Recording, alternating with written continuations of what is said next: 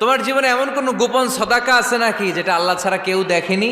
এই গোপন সাদাকাটা আল্লাহ খুব পছন্দ করে। এখানে মাদ্রাসা, আজকে আমার ভাই অমুক ভাই দিবেন 2 লক্ষ টাকা, বলেন মারহাবা। এটা উনি আল্লাহর জন্যও দিতে পারে, মারহাবার জন্যও দিতে পারে, ঠিক কিনা?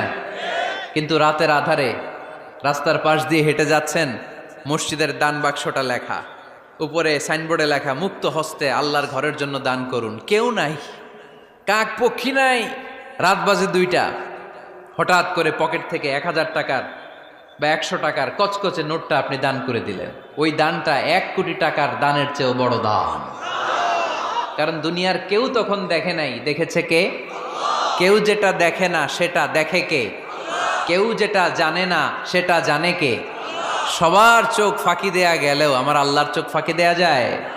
এজন্য দান করতে হবে একজনের খুশির জন্য, তিনি কে? এজন্য